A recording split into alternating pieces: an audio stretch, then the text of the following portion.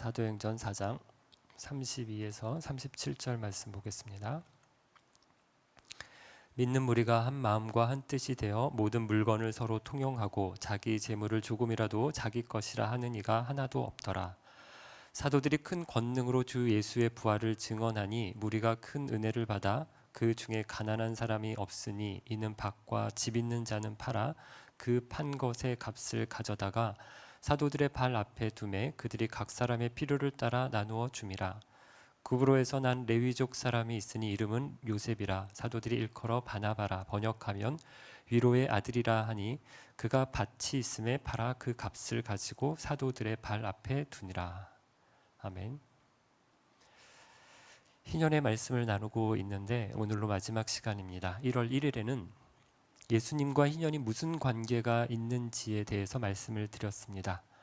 어제 1월 2일에는 레위기 25장의 말씀을 보면서 처음 하나님께서 주신 희년은 어떤 법이었는지, 희년의 법을 지켰을 때 구약의 교회라 할 수 있는 이스라엘은 어떤 공동체가 될 수 있는지에 대해서 말씀을 나눴습니다. 오늘은 희년의 법이 신약 교회에 적용이 될 때 어떤 모습으로 나타나는지에 대해서 함께 살펴보려고 합니다. 먼저 제가 희년에 대해서 관심을 가지게 된 계기에 대해서 조금 말씀을 드려보려고 합니다. 희년, 공동체, 하나님 나라, 이 세 가지 단어를 서로 연결이 되는 단어들인데요. 제가 이런 단어들, 이런 말을 처음 들었던 것은 대학 1학년 때입니다. 아니, 정확하게 말하면 1학년도 아니라 입학을 하기 전이었어요. 재수를 했고 대학은 합격을 했는데 아직 입학은 안 했습니다. 근데 이제 입학하기 전, 지금이겠네요. 이 무렵에 쉬고 있고 놀고 있고 한껏 이렇게 자유를 만끽하고 있었던 때에 교회 선배 중에 한 사람이 신학을 하고 있는 분이 계셨습니다. 지금은 선교사로 해외에 나가 계신데 이분이 저에게 한번 신학생들이 모여서 하는 세미나가 있는데 용태야, 너 나중에 신학할 거니까 한번 같이 가볼지 않을래? 라고 해서 그분을 따라서, 그 선배를 따라서 세미나를 참석했습니다. 그때 예수원의 대천덕 신부란 사람을 배웠습니다. 누군지 아시는 분 계시죠? 지금은 돌아가셨지만 이분은 영국 성공회 신부님이신데 우리나라에 와서 아버님께서 먼저 선교사로 오셔서, 아들이죠. 선교사 2세인데 아들인데, 강원도 산골에 예수원이라고 하는 영성 개신교 수도 공동체를 세우신 분입니다. 요즘도 많은 분들이 이곳을 방문하는 걸로 아는데 그분께 공동체에 대한 강의를 들었습니다. 그리고 그때부터 제 마음 한가운데 공동체, 희년, 하나님 나라라고 하는 주제가 깊이 마음에 남았습니다. 제가 위임식 때 말씀을 드렸지만 저는 어렸을 때부터 목사가 되려고 하는 마음을 가졌습니다. 하지만 그냥 막연히 목사가 되어야지, 엄마가 하랬잖아, 그리고 나도 그게 좋아서 그런 정도였습니다. 그런데 강의를 듣고서는 하나님이 원하시는 공동체, 이 땅에 하나님께서 세우신 하나님 나라 같은 공동체를 세우는 그런 교회를 섬기는 목사라면 정말 되고 싶다. 정말 그렇게 교회를 섬기고 싶다. 라는 마음이 강하게 들었습니다. 그때 들었던 이 대천덕 신부님의 강의 중에서 아직도 기억에 남는 것이 몇 개가 있습니다. 그 중에 코이노니아라고 하는 말도 그때 처음 들었습니다. 그리고 제가 축도할 때 그 코이노니아, 성경에는 코이노니아라는 말이 여러 말로, 한국말로, 한국 성경에는 번역이 되었습니다. 사랑, 나눔, 교제, 구제. 그래서 이 코이노니아라고 하는 이 원어의 이 단어가 많이 흐려졌는데, 이제 희미해졌는데, 이걸 원어로 사용하면 훨씬 더 성령 하나님께서 우리 안에서 어떤 일을 하시는지 저 분명하게 알 수 있겠다 여러분 축도를 보면 이렇게 되어 있습니다. 삼위 하나님께서 우리를 위해서 하시는 가장 큰 사역을 하나씩 말하고 있습니다. 우리 주 예수 그리스도의 뭐죠? 축도를 안 하시니까 잘 우리 주 예수 그리스도의 은혜와 자기 자신 생명을 주신 그 큰 선물, 하나님 아버지의 아들을 아끼지 않고 우리에게 독생자로 주신 사랑과 그리고 성령님의 교제하심이, 코이노니아심이, 성령 하나님께서 우리를 위해서 하시는 가장 중요한 사역은 코이노니아입니다. 코이노니아는 뭐라고요? 연결시켜주는, 하나님과 우리를 연결시켜주고 우리가 서로 연결이 되는 것은 하나님과 우리가 연합하고 하나님을 내가 알고 경험하고 하나님을 보고 바라보고 하나님과 하나가 될 수 있는 건 누가 하시는 일이에요? 내 열심과 내 노력이 아니라 성령 하나님께서 코이노니아 하심으로 우리가 하나님 앞에 나아가서 하나님과 연합할 수 있는 겁니다. 그럼 우리가 하나의 교회를 이루고 함께 교제하고 사랑을 나누는 공동체를 이룰 수 있는 건 누가 하시는 일이에요? 성령 하나님께서 코이노니아하게 해주셔서 우리가 할 수 있는 일입니다. 그때 교회란 말도 또 들었습니다. 교회를 한자로 가르칠 교, 모일회 이렇게 씁니다. 그런데 이분이 이렇게 얘기하더라고요. 이거 잘못됐다고. 한국말 이 교회란 말 이거 잘못됐다. 교회 아니다. 교회는 가르치는 모임, 가르치는 곳이 아니다. 그건 어디예요? 학교지. 교회는 가르침이 있기는 있습니다. 중요한 부분입니다. 하나님의 말씀을 가르치고 배우고 설교하고 하는 일이 있어요. 하지만 그게 전부는 아닙니다. 사람들이 자꾸 교회를 뭐 배우러 가는 것처럼 그렇게 하는데 이게 잘못되었다라고 얘기합니다. 대신 교회는 처음부터 사람들의 모임이다. 모임에서 출발한다 이렇게 이야기를 합니다. 신약에서 에클레시아라고 하는 말이 교회라는 말인데요. 공동체, 모임이라는 뜻입니다. 그러니까 예수 믿는 사람들이 모이면 그게 에클레시아, 그게 교회입니다. 우리가 교회입니다. 우리가 자꾸 무슨 교회, 그럼 어느 교회 이러면 그 교회 건물이 자꾸 떠오릅니다. 그리고 그 교회 담임 목사님이 자꾸 연상이 돼요. 그게 아니라는 겁니다. 우리가 교회입니다. 교회가 공동체라는 말씀을 들었는데 제가 여러분 교회와 교회 공동체라는 말을 자주 합니다. 그러니까 교회 공동체. 그런데 여러분 이게 엄밀한 의미에서는 별로 좋은 표현은 아닙니다. 교회 공동체 같은 말을 반복하는 표현이기 때문이에요. 그래도 제가 굳이 교회 공동체라고 하는 말을 자꾸 하는 이유가 뭔지 아십니까? 교회라는 말을 들을 때 공동체라는 의미로 이해하지를 않기 때문이에요. 사람들이 자꾸 건물 생각하고 목사님 생각하고 다른 생각을 많이 합니다. 그래서 교회라는 말을 쓰고 같은 의미의 공동체라는 말을 또 쓰는 이유입니다. 희년도 그때 들었던 말이에요. 저는 성경에 이런 제도가 있는 줄을 몰랐습니다. 모태신앙인데 대학교 20살 때까지 성경에 희년이라는 말이 있는 줄도 몰랐고요. 이런 제도가 있는 줄도 몰랐습니다. 그런데 희년을 알고 보니까요. 신기해요. 너무 멋있어요. 와, 하나님께서 이스라엘 나라에 이런 법을 주셨구나. 세상에 이런 나라가 어디 있겠습니까? 정말 하나님은 이스라엘이라는 나라를 이방의 어느 나라와도 다른 진짜 자기 나라, 이거 내 나라야, 내 거야, 하나님 나라로 세우시려고 희년이라는 법을 이스라엘에게 주신 거구나. 이 생각을 드니까 희년이 너무 새롭게 다가오고요. 신기했습니다. 그리고 그런 눈으로 구약 성경을 보니까 성경이 새롭게 보였습니다. 여러분 레위기 25장에서 가르쳐 주신 희년 때문에 구약에 있는 이스라엘 나라가, 이스라엘 공동체가 하나님 나라를 보여주는 겁니다. 구약에 있는 여러 다른 나라들에게 하나님 나라는 어떤 나라인지를 이스라엘이 보여줍니다. 누가복음 4장에서는 예수님이 선포하신 새로운 희년, 주의 은혜의 해 때문에 신약의 공동체인 교회는 사람들에게 또 새로운 하나님 나라를 보여줘야 합니다. 근데 어떻게 신약의 공동체는 희년을 통해서, 주의 은혜의 해를 통해서 이 땅에 살아가는 많은 사람들에게 하나님 나라를 보여줄 수 있을까요? 어떻게 하나님 나라를 비출 수 있을까요?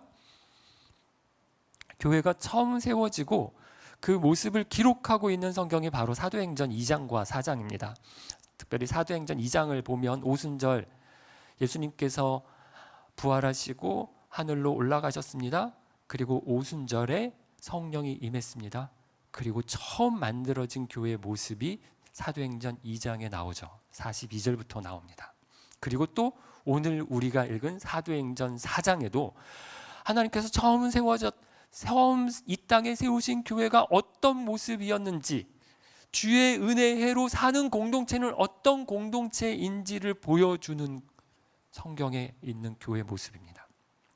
교회가 어떻게 하나님 나라를 보여주었는지 오늘 4장 말씀을 통해서 함께 살펴보려고 합니다. 오늘 본문 앞에 보면 산헤드린 공회가 베드로와 요한을 잡아서 가두었다가 풀어주었다라는 말씀이 나옵니다. 산헤드린 공회가 왜 기독교 공동체를 핍박했을까요?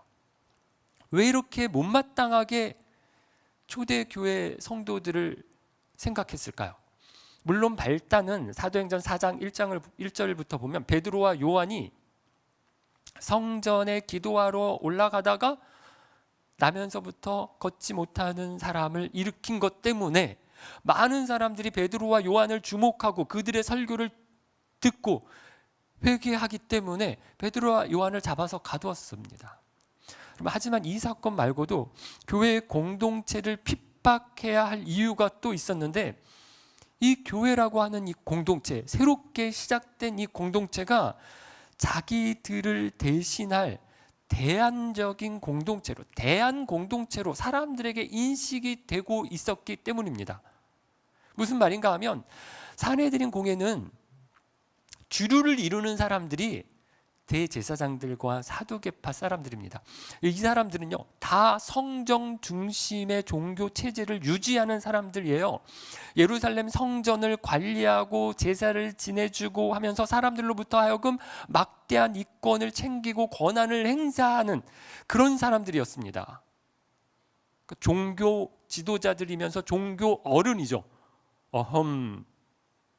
성전 안에서 권세와 권한을 가지고 있었던, 그러면서 그 속에서 많은 이권을 챙기던 사람들입니다. 그런데 예수님이 십자가에 달려서 돌아가시고 부활하시고 그리고 하늘로 올라가신 다음에 새롭게 이 땅에 생긴 교회 공동체가 자기들을 대신할 만한 공동체로 사람들에게 주목을 받으면서 급부상을 하고 있는 겁니다.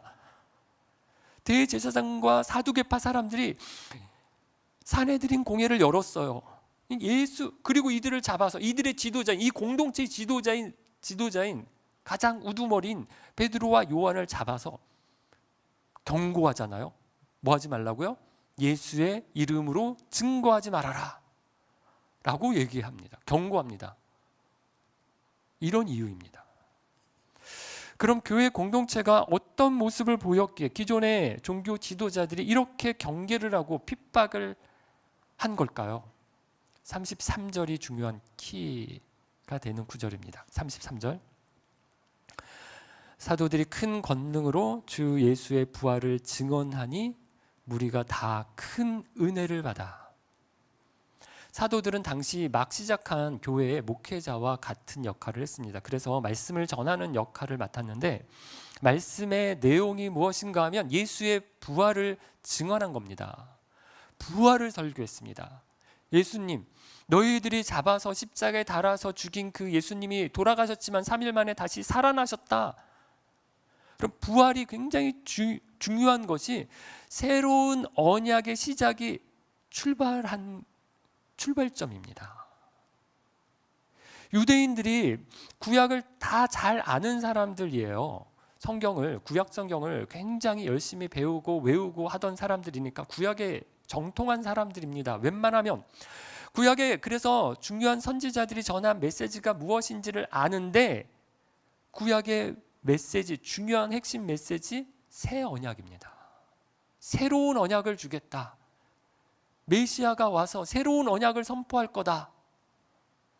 에스겔 선지자가 대표적인 선지자입니다. 마른 뼈 환상이라고 아시죠?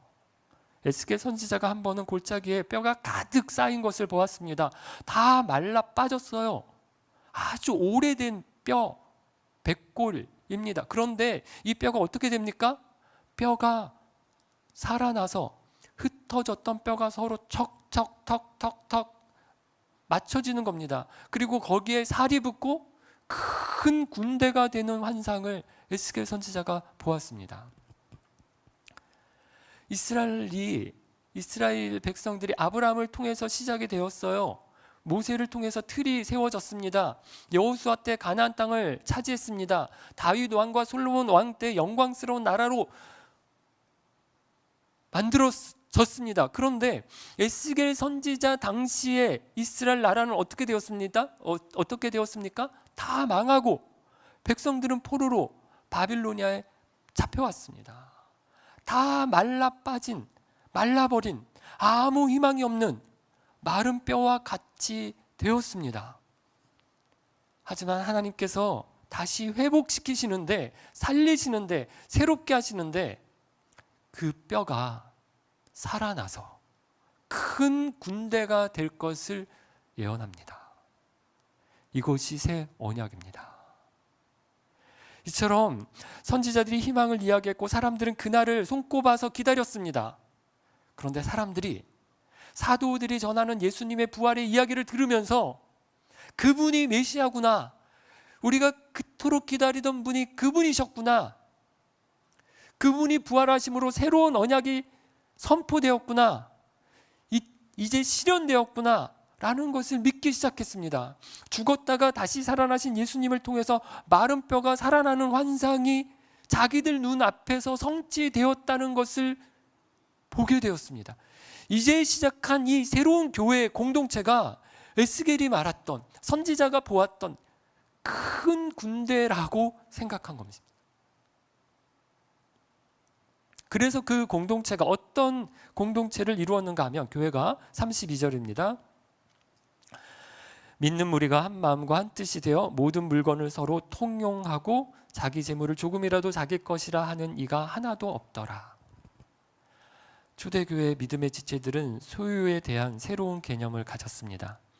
이렇게 한 것은 구약에 있는 말씀대로 이루어진 것입니다. 신명기 15장 4절 말씀을 기억했기 때문입니다. 모세를 통해서 주신 말씀입니다. 신명기 15장 4절, 가나안 땅에 들어가서 나라를 이루면 그 나라가 어떤 나라가 되는가 하면 신명기 15장 4절 말씀입니다.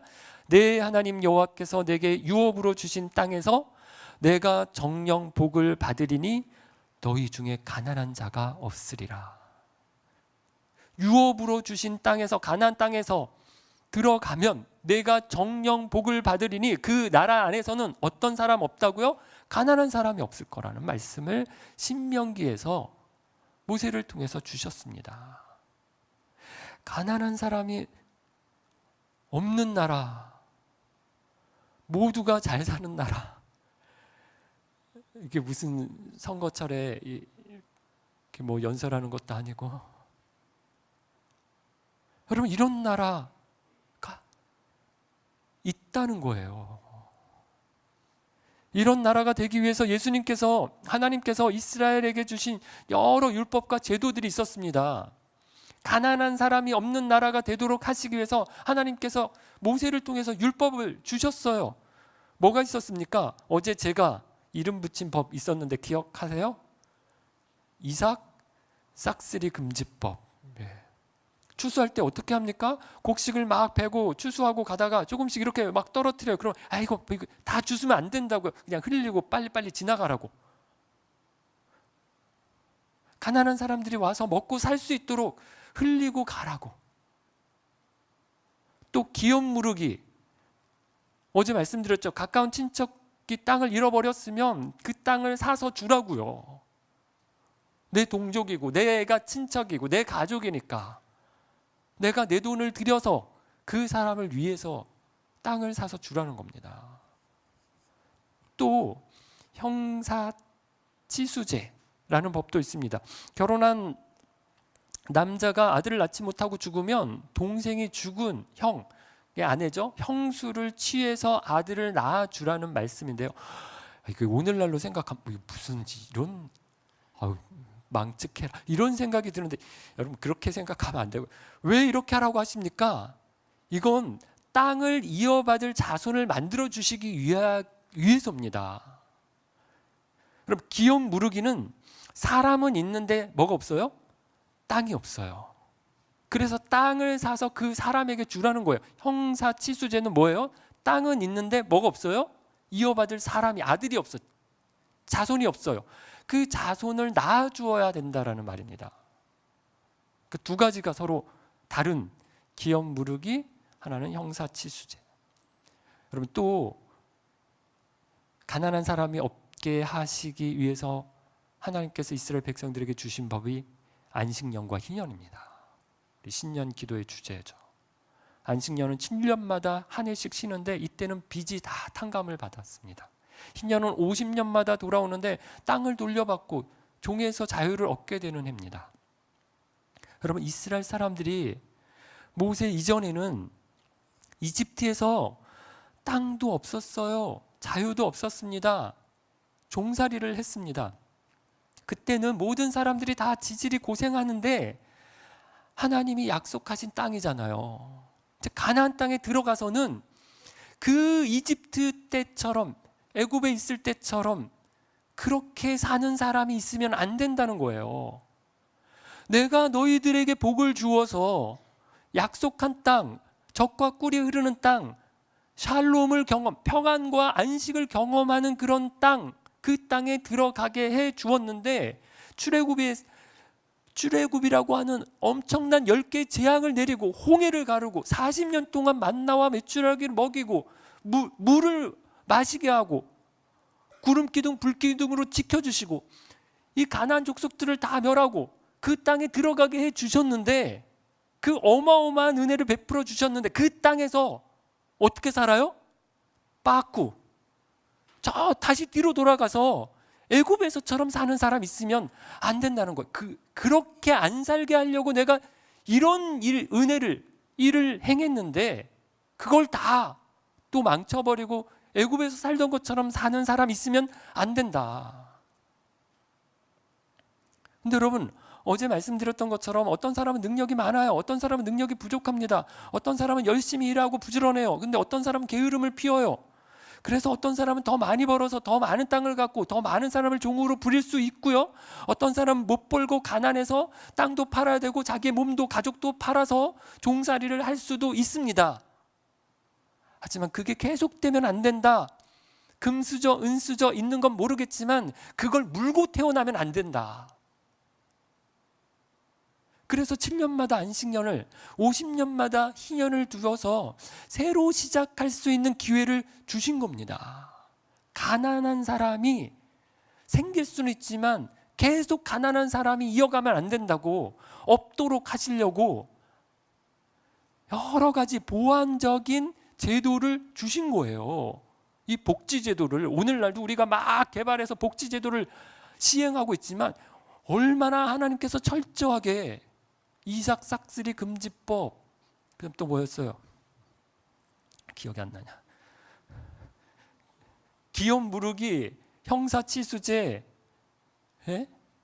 11조도요. 여러분 11조도 이거 가난한 사람 구제하라고 하는 겁니다. 그 다음에 안식년, 희년, 보완적인 법을 다 주셔서 어떻게 해서든지 내 백성들, 내가 허락한 그 땅에서 가난한 사람이 없는 나라 만들어 보라고, 만들어야 한다고 말씀하신 겁니다. 그런데 이스라엘 백성이 이걸 안 지킵니다. 안식년이 돼도 빚을 탕감 안 해주고 땅도 1년 동안 농사를 안 지어서 쉬게 해줘야 되는데 한 푼이라도 더 벌겠다고 또 악착같이 가서 그 밭 갈고 씨 뿌리고 또 밭 해먹는 거예요. 희년이 와도 어떻게 모은 땅인데 이러면서 땅 안 돌려줘요. 종들도 많으니까 얼마나 편합니까? 그러니까 안 놔줍니다. 종들 없으면 당장 내일부터 내가 나가서 마당 쓸어야 되고요, 밥 갈아야 되고요, 밥 짓고 빨래하고 이건 내가 다 해야 돼요. 그러니까 이거 안 보내주는 겁니다. 못 가! 이런 거 없어! 초대교회 성도들이 했다는 건 이걸 다시 했다는 겁니다.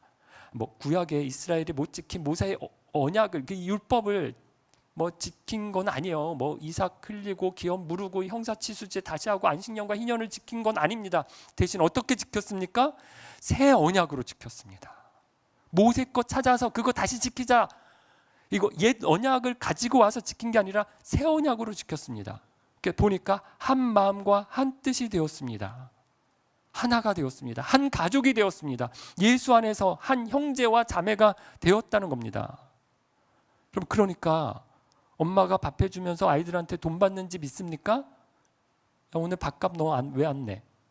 식권 나눠주고 너 일주일치 식권 가지고 뭐 아침 야 와서 먹을 때마다 식권 내고 먹는 아들 있습니까? 그런 집에 있으면 힘들 것 같. 그런 집 없습니다. 안 먹는다고 막 또 먹이려고 지금 다니지. 옷 사주면서 나중에 너 돈 벌어서 이거 갚아라 이러면서 장부에 적는 집 있습니까? 너 이거 옷값 뭐 15,000원짜리 너 이거 나중에 갚아야 돼. 장부에 적어놓고 이런 집 없습니다. 가족끼리는 이렇게 안 합니다. 예수님 때문에 한 가족 됐다고 생각하고요. 서로를 형제 자매처럼 생각했습니다. 그래서 가지고 있는 것을 내 거, 네 거 이렇게 하지 않고 함께 쓰고 함께 나눠서 가진 겁니다. 그럼 그렇다고 이 사도행전에 나오는 교회가 공산주의 했다는 건 아닙니다. 뭐 모여서 공동생활을 했다는 것도 아닙니다. 당시에 사해바다 근처에 에스네파라고 해서 쿰란 공동체를 이루고 공동생활을 하는 사람들도 있었습니다. 이 사람들은 자기 재산을 팔아서 공동체에 맡기고 같이 먹고 같이 생활하고 같이 일하고 같이 살았습니다. 마치 중세 수도원과 같은 생활을 했습니다. 여러분 요즘도 이런 사람들이 있습니다. 이단교회 사람들 중에 예수님 오실 날 얼마 남지 않았으니까 야 돈이고 집이고 다 팔아 필요 없어 이렇게 해서 직장 그만두게 하고 가족도 팽개치고 다 팔아서 자기들끼리 모여서 사는 사람들도 있습니다. 오늘 본문은 초대교회가 그렇게 했다라는 거 말하는 거 아닙니다. 초대교회 기독교 공동체는 공동생활한 게 아닙니다. 어떻게 했는가? 34, 35절입니다.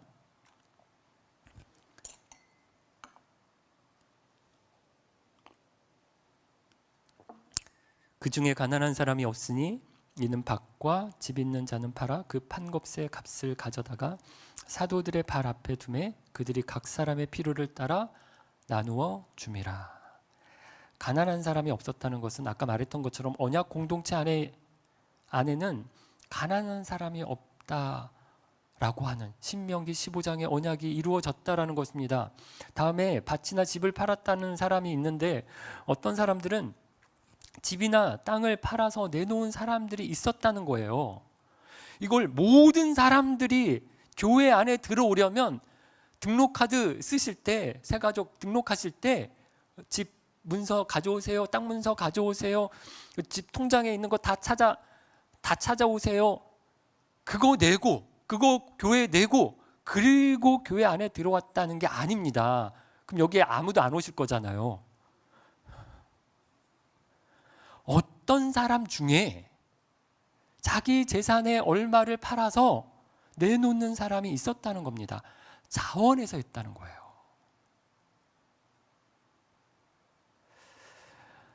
어떤 분들 이야기를 들으면 교회에서 직분자들 임직식을 할 때 얼마씩 냈다는 교회들이 있습니다. 어떤 교회는 아예 교회에서 얼마씩 내라 라고 정해주기도 하고 아니면 임직받는 분들끼리 자기들끼리 모여서 우리 얼마씩 내자 이렇게 정하는 때도 있다고 합니다.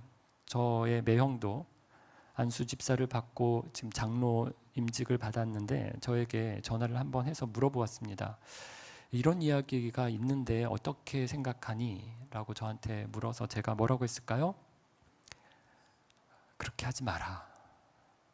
그렇게 안 했으면 좋겠다. 라고 말했습니다. 직분을 받으니까 감사해서 헌금을 할 수 있습니다. 교회에서 정해준 것보다 하라고 하는 것보다 더 할 수도 있고 덜 할 수도 있습니다. 안 할 수도 있습니다. 이건 자유입니다. 이것을 딱 얼마다 이렇게 해서 정하고 내라고 하니까 어떤 오해가 생길 수 있습니까? 돈을 내고 직분을 받는 것처럼 보일 수도 있습니다. 그러면 돈 없는 사람은 직분을 못 받나? 라는 생각을 할 수도 있습니다. 자원해서 하는 겁니다. 그럼 교회가 필요해서 직분자를 세우는 겁니다. 그 직분을 맡아서 섬기는 건 감사해야 될 건 교회가 감사해.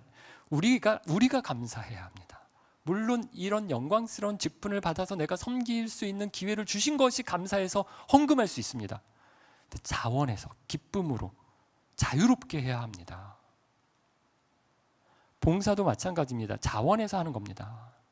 이제 여기에 목자 목녀로 섬기시는 분들 계신데 이거 억지로 어떻게 합니까? 교회 학교 교사도 이거 억지로 어떻게 합니까? 주일 아침에 일찍 나와서 예배하고 봉사하는 거 이거 쉽지 않습니다. 다른 봉사도 다 마찬가지예요. 여러분 겨울철 특히 힘든 봉사가 주차 봉사입니다. 밖에서 안내하고 봉 들고 이렇게 하실 때 좀 반갑게 맞아주시고 창문 내려주시고 수고하십니다 하고 잘 따라주십시오. 이거 막 이렇게 이쪽으로 가세요 하는데 신경 안 쓰고 그냥 마음이 상합니다. 이 추운 데 나와서 그거 하고 있는데 격려는 못 해줄 망정 안 따라주면 얼마나 속상하시겠습니까? 지난 주일 주보에 봉사자와 직분자를 임명하고 명단이 나갔습니다. 물론 이분들에게 전화를 해서 좀 섬겨주십시오 하고 말씀을 드리고 자원을 한 번에 하신 분도 있고 좀 잘 안 되면 권사님, 집사님 이러면서 조금 권면을 했지만 기본적으로는 자원하는 마음 없으면 어떻게 억지로 교회를 합니까? 지정헌금에 대해서 제가 지난주 2부 예배 시간에 안내를 좀 드렸습니다. 마음이 갑니다. 부담 가는 사람이 있습니다. 그러면 그분을 위해서 써주세요. 지정헌금을 하시기 바랍니다. 최근에 보면 그런 헌금이 한 주에도 몇 개씩 올라오고 있습니다. 제가 앞으로 감사 제목 읽을 때 그런 내용을 읽지 않겠다라고 했습니다. 누구에게 전달해 주세요라는 건 기도 제목이 아니기 때문에 감사 제목을 나눌 때 안 읽은 게 좋겠다라는 생각이 들었습니다. 또 당사자가 이름이 나오잖아요. 누구에게 써주세요. 이걸 꼭 이분의 이름을 밝힐 필요가 있을까 하는 생각이 들기 때문에 제가 앞으로는 안 읽었으면 합니다라는 말씀을 드렸습니다. 그렇다고 제가 지정헌금을 반대하는 건 절대로 아닙니다. 저는 더 많이 하시면 좋겠습니다. 자원해서 기쁨으로 어떤 사람의 필요를 생각하면서. 그럼 이건 코이노니아입니다. 한 마음과 한 뜻입니다. 한 마음과 한 뜻으로 내가 가지고 있는 것을 흘려보내는 겁니다. 필요한 사람에게. 하나님께서 내게 지금 이 물질을 주셨는데 내가 지금 이걸 가지고 있는 것보다, 이걸 붙잡고 있는 것보다 이거를 다른 사람에게 요만큼은 흘려보내는 것이 하나님께서 훨씬 더 기뻐하시는 일이겠다. 그것이 하나님 나라를 이루어가는 일이겠다 라는 마음을 주시면 그 사람에게 그걸 흘려보내십시오. 지정헌금으로. 굉장히 좋은 제도입니다. 교회가 그걸 다 잘 살펴서 구제 헌금으로 예산이 잡혀 있습니다. 이걸 어떤 분이 필요하실까? 다 잘 이해하고 살펴서 그걸 계속 써야 되는데 그렇게 못 쓸 수도 있습니다. 그럼 내가 받습니다. 그 사람이 어떤 상황인지 형편인지 굳이 그런 거 아니더라도 그 위로하고 격려하는 마음이 들었습니다. 이걸 보내서 그렇게 해서 흘려보내는 겁니다. 성경에 보면요, 평균케 하는 원리라는 게 있습니다. 굉장히 중요한 성경의 원리입니다. 평균케 하는 원리. 많이 가진 사람, 적게 가진 사람, 평균하게 되는 것. 하나님이 기뻐하시는 원리입니다. 오늘 본문 마지막에도 이렇게 자원해서 공동체를 섬긴 사람 중에서 한 사람을 소개하고 있습니다. 우리에게 매우 익숙한 사람이죠. 바나바입니다. 사도 바울을 사람들에게 소개한 사람이죠. 처음에는 사람들이 다 바울을 경계했습니다. 사울을 경계했었죠. 예수 믿는 사람들을 잡아다 가두는 사람이니까 겁을 내서 가까이 하는 사람이 없었습니다. 그런데 다른 그리스도인들에게 소개한 사람입니다. 또 바울을 안디옥 교회 사역자로 소개하고 이끌어준 사람입니다.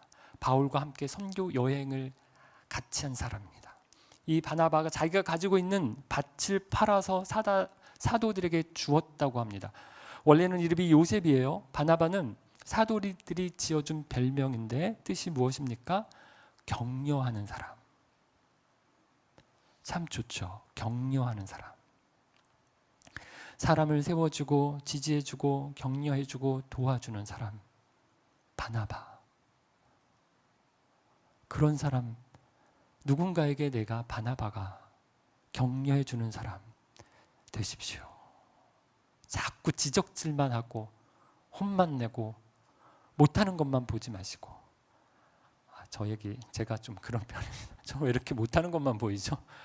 자꾸 지적질만 하게 되는데 그러면 주눅듭니다. 그래서 자꾸 격려하고 칭찬하고 세워주고 바나바 같은 그런 사람들, 그렇게 1년 동안 우리가 좀 바나바가 되면 좋겠다 생각합니다. 나중에도 보겠지만 그 사도행전을 계속 보면 마가복음을 쓴 마가가 바나바의 조카잖아요. 나중에 바울과 바나바가 마가 때문에 서로 다투죠.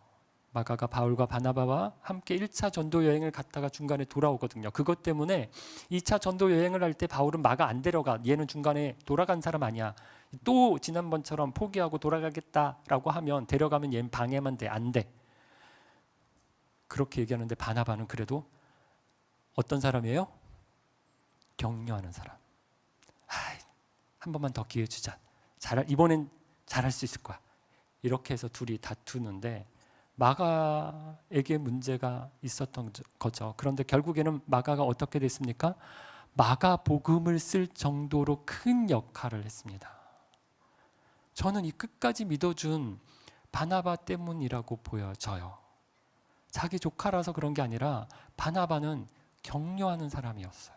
한 번 실수했지만 끝까지 믿어주고 격려하니까 나중엔 결국 마가복음을 쓰는 마가가 되었습니다. 바나바가 처음 등장할 때부터 사도행전 4장에 자기가 가지고 있는 것으로 사람을 섬기고 돕는 사람이었다라는 거예요. 사랑하는 빛소금 가족 여러분, 모스크바에서 교회를 섬길 때 개척했을 때 생각을 가끔 합니다. 그때 정말 함께 개척하는 가족들이 5가정이었어요. 근데 교회 일을 할 때 모두 내 일처럼 생각하고 교회를 섬겼습니다. 오늘 본문에 자기 것을 자기 거라고 하는 사람이 없었다라고 말하는데 저는 그때 그분들이 그렇게 보였어요. 자원에서 많이 내놨습니다. 어떤 분은 지하이고 눅눅한 곳이었지만 지도 돌아다니고 습하고 했지만 그래도 그 예쁘게 공간을 꾸며서 예배당 여기서 우리 하자 내놓았습니다. 그래서 교회가 시작됐어요. 그때부터 어떤 분은 자기 집에 오디오를 들고 오고 어떤 분은 노래방 기계를 내놓으셨어요. 이거 가지고 우리 앰프로 쓰자고 노래방 기계 놓고 마이크 달아서 설교했습니다.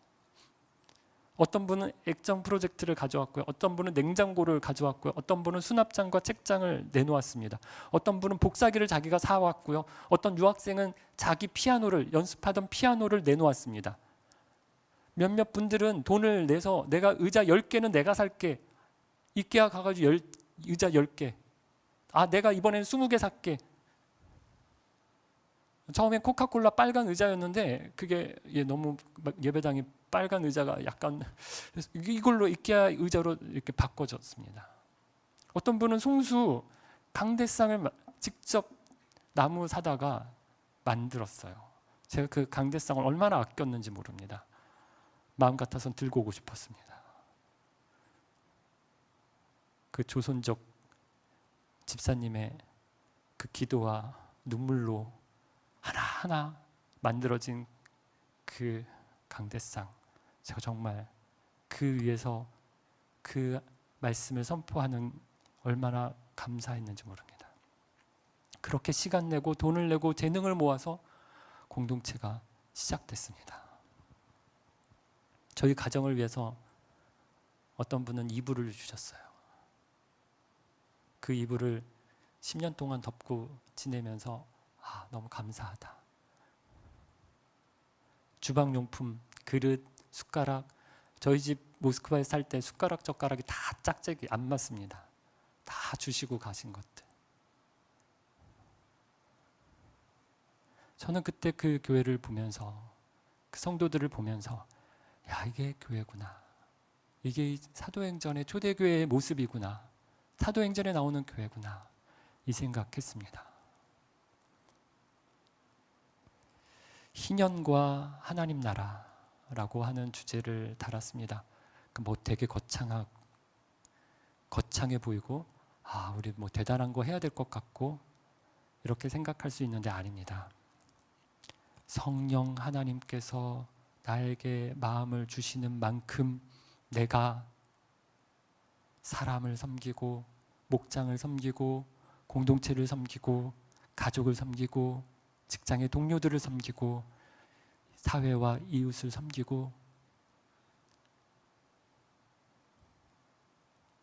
한 마음과 한 뜻으로 하나님이 주시는 마음을 나누는 것입니다. 여러분, 돈도 좋고 시간도 좋고 재능도 좋습니다.